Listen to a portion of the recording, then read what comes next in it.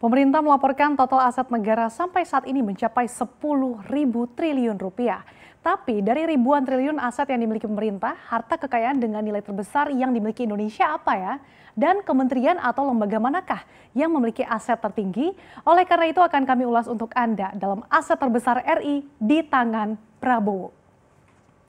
Direktorat Jenderal Kekayaan Negara atau DJKN Kementerian Keuangan mencatat hingga saat ini total aset negara mencapai 10.467 triliun rupiah. Aset ini meningkat hingga 65% dibandingkan posisi terakhir di 2018 yang tercatat sebesar 6.325 triliun rupiah.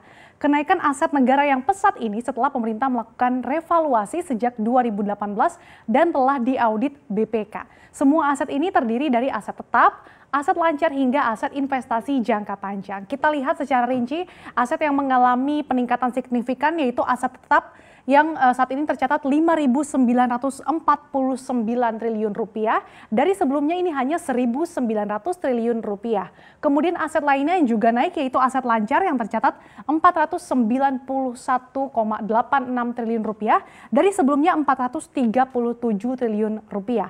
Dan aset investasi jangka panjang 3.001,2 triliun rupiah dari sebelumnya 2.800 triliun rupiah. Kemudian aset lainnya ini tercatat 967,98 triliun rupiah. Nah, dari banyaknya aset yang dimiliki negara, DJKN menyebut Komplek Gelora Bung Karno atau GBK ini sebagai aset yang paling tinggi alias yang paling mahal setelah direvaluasi dan lolos audit Badan Pemeriksa Keuangan atau BPK dengan nilai 347 triliun rupiah atau sekitar 3,3% dari total aset yang dimiliki pemerintah. Nah, secara rinci ini tanahnya sekitar 345 triliun rupiah dan bangunannya nilainya ini 3 triliun rupiah. Adapun GBK ini memiliki luas hingga 279,08 hektar, di mana sebanyak 52,83%-nya ini dimanfaatkan sebagai kawasan olahraga. Sementara 23,5% ini sebagai kawasan pemerintah dan 23,67% ini kerjasama secara komersial. Dan kenaikan nilai aset GBK yang kala itu dibangun dalam rangka menghadapi Asian Games keempat tahun 1962, ini lantaran lokasi GBK berada di tengah kota Jakarta. Selain itu, mahalnya harga tanah di kawasan tersebut juga membuat nilai aset komplek GBK terus naik. Adapun saat ini pihak DJKN masih mengoptimalkan barang milik negara apa saja yang bisa dimanfaatkan pengelolaannya dengan skema LCS atau Limited Concession Scheme. Di beberapa negara, contohnya skema LCS ini diterapkan pada bandara hingga pelabuhan. Hal ini dilakukan agar memberikan hasil berupa pendapatan negara bukan pajak atau PNBP yang lebih besar lagi. Nah, Direktorat Jenderal Kekayaan Negara mencatat hingga saat ini kementerian atau lembaga yang memiliki aset negara tertinggi adalah Kementerian Pertahanan yang dipimpin Menteri Pertahanan Prabowo Subianto. Kementerian Pertahanan tercatat memiliki aset yang totalnya ini mencapai 1.645 triliun rupiah atau tertinggi di antara seluruh kementerian atau lembaga. Padahal sebelumnya ini posisi pertama selalu ditempati Kementerian PUPR. Nah, peningkatan aset milik negara yang dikelola Kemenhan tersebut ini meningkat dikarenakan aset-aset Kementerian Pertahanan yang sebelumnya ada di pinggir kota sekarang menjadi di tengah kota.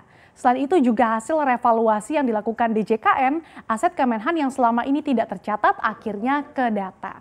Kemudian Kementerian Pekerjaan Umum dan Perumahan Rakyat atau PUPR ini hampir biasanya selalu jadi peringkat nomor 1 sebagai lembaga negara pengelola aset negara terbesar. Namun tahun ini urutannya disalip oleh Kementerian Pertahanan. Nah, aset yang diatasnamakan Kementerian PUPR ini masih cukup tinggi ya, yaitu berada di urutan kedua mencapai 1.564 triliun rupiah. Jumlah tersebut ini memiliki porsi 26,3% dari seluruh aset pemerintah. Kemudian kita lihat lagi ada Sekretariat Negara. Nah, ini berada di posisi ketiga kementerian atau lembaga dengan nilai aset terbesar yaitu 575,41 triliun rupiah. Nah, Sekretariat Negara selama ini dikenal sebagai pemilik dari properti-properti milik negara di jantung ibu kota Jakarta. Seperti Kompleks Istana Negara, kawasan Monas, Gelora Bung Karno hingga lahan bekas Bandar Udara Kemayoran. Selanjutnya ada Kementerian Perhubungan yang berada di posisi keempat yang mengelola aset terbesar dengan nilai 493,9 triliun rupiah. Ini berkontribusi sebesar 8,3% dari total aset pemerintah.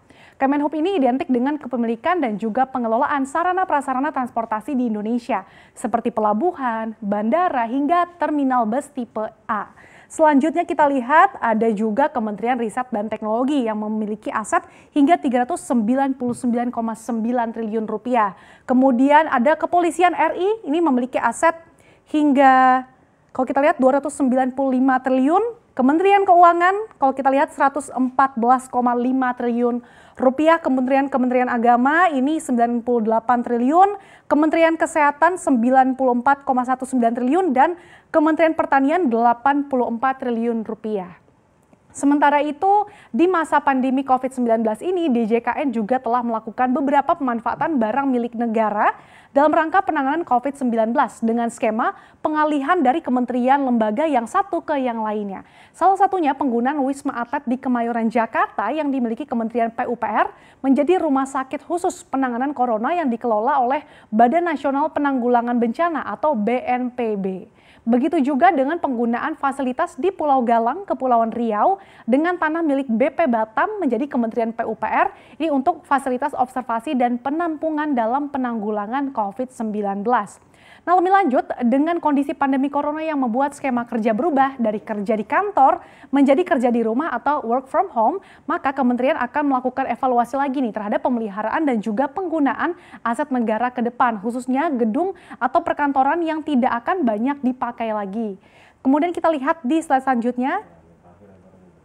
Pemerintah saat ini kan memiliki aset negara sebesar 10.400 triliun rupiah. Nah, total aset ini jauh melampaui nilai utang pemerintah yang hingga Mei 2020 tercatat sebesar 5.258 triliun rupiah atau 32% dari PDB. Nah, pertanyaannya, mungkin nggak ya aset ini digunakan untuk melunasi seluruh utang yang dimiliki pemerintah?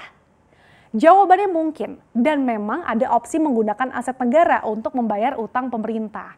Namun Direktur Jenderal Kekayaan Negara Isa Rahmatarwata memastikan bahwa pemerintah tidak akan membayar utang melalui penjualan aset, melainkan dengan cara lain. Misalkan saja Kementerian Keuangan melihat bahwa aset ini bisa diterbitkan dalam bentuk suku negara. Namun untuk metode dan detailnya ini secara teknis masih dalam pembahasan di antara unit Kemenq. Nah, sebagai contoh untuk Anda, negara tetangga kita Malaysia pada masa pemerintahan Perdana Menteri Mahathir menjual aset negara untuk membayar utang yang ditinggal pemerintah sebelumnya untuk memulihkan kepercayaan investor. Pemerintahan Mahathir ini menghadapi utang warisan senilai 1 triliun ringgit atau sekitar 3.600 triliun rupiah atau mencapai 80% dari PDB Malaysia. Namun Mahathir kala itu menegaskan bahwa kebijakan penjualan aset negaranya ini berbeda dengan program yang dilaksanakan oleh Najib, yang mana Mahathir fokus menjual aset negaranya kepada investor lokal.